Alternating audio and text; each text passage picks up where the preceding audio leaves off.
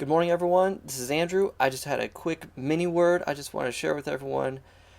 Yesterday, I had an online telehealth session with one of my clients using my video conferencing software I like to use. And we're about like halfway through the session, and I notice my battery's getting low on my computer. So I reach over, I'm like, oh, gotta plug this thing in. So I reach over, grab my wire, plug it in, and as I'm plugging it in, I'm like, it's like the more I use this thing, the less power the battery has. So I need to constantly be plugging it in. It's almost at the point where for all the stuff I'm doing, I always need this computer plugged into the charger. And I'm like, oh, come on, man. There's a message there. So I just figured, let me just let me just preach this out real quick, okay?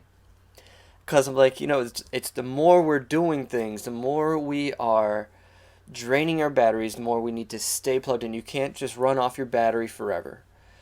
And so we need to be connected to our source.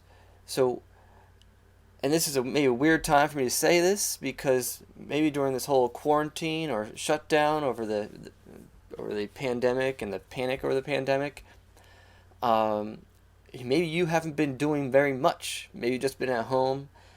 Well, consider that a really good opportunity to plug into your source and get your battery really filled up for the work that you're going to have to do next. Are you sitting there watching Netflix all day? Well, or doing other stuff and not making some time for God, not making some time for prayer, for meditating, to just praise and worship, um, reading scripture, studying other things that build up your spirit man within you. You have an amazing opportunity if you're one of the people who are stuck at home to be doing that. Now, some of you guys are not at work, but you're stuck at home with kids and you're super busy doing that. And so that's you just change vocations all of a sudden. That's fine. Um, but it's so important to be plugged into your source in some way.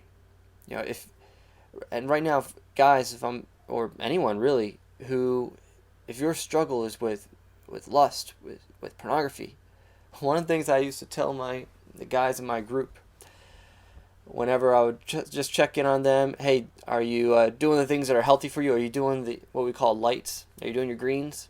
You got your green lights, the things you should be doing every day or week that are healthy for your recovery and your healing. And like, oh man, I don't got time for devotions. I don't got time for one-on-one time with God. And then you look at all the times they acted out. I'm like, well, if you got time for porn, you got time for God.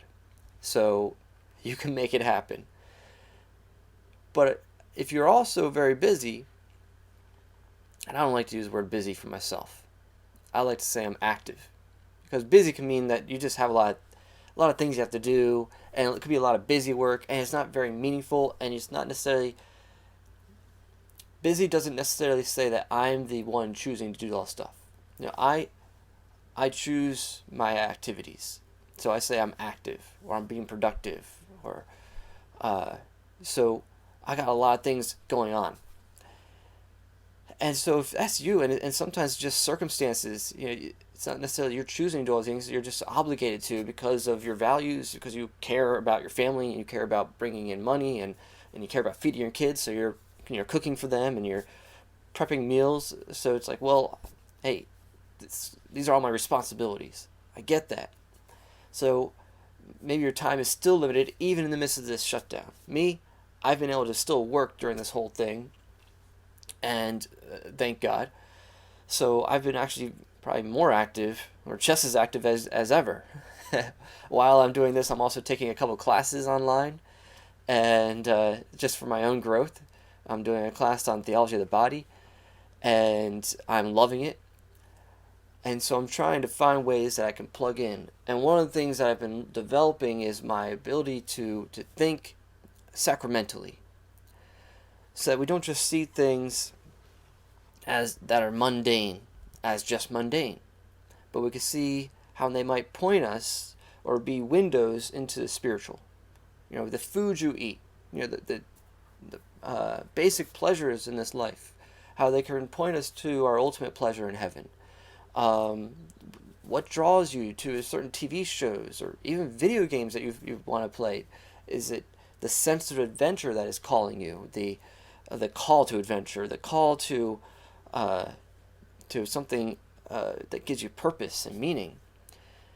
And so, can you find the the difficulties that are throughout your day? How can you offer those as prayers to God so that nothing gets wasted? So, if we're supposed to be praying without ceasing, how can you do that when you're so active or busy?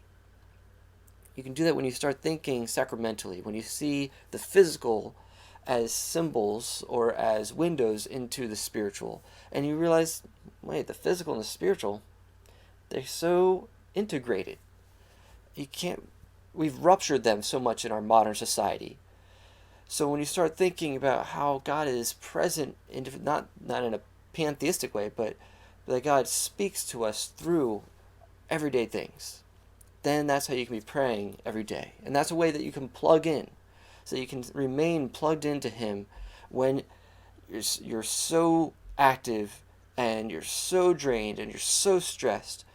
See the ways that God is speaking to you through the mundane, through difficulties, through trials.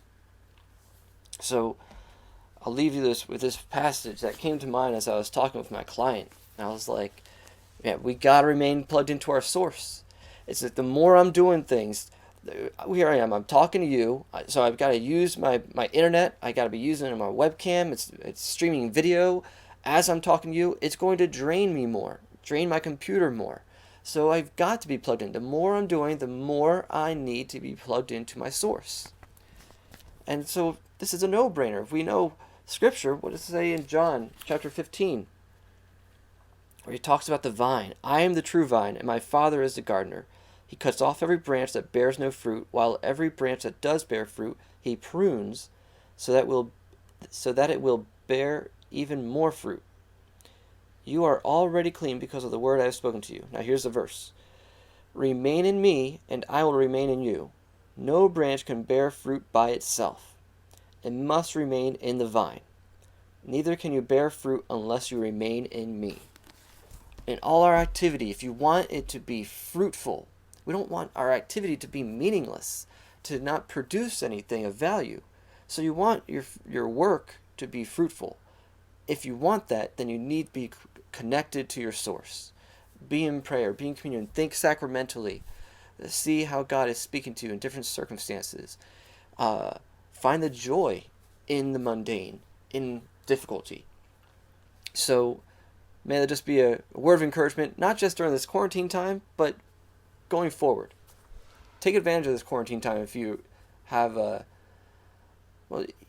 either way, but especially if you're finding you got a lot of time on your hands, use that to plug in and fill up so that you are ready for the next trial, because there's going to be another one that comes after this. There's one thing our old president at my university would say is, you're either in a trial, you're coming out of a trial, or you're going to go into another trial. So be prepped, be charged up. If you're in one, or you're just very active, doing work for God, be plugged in. All right.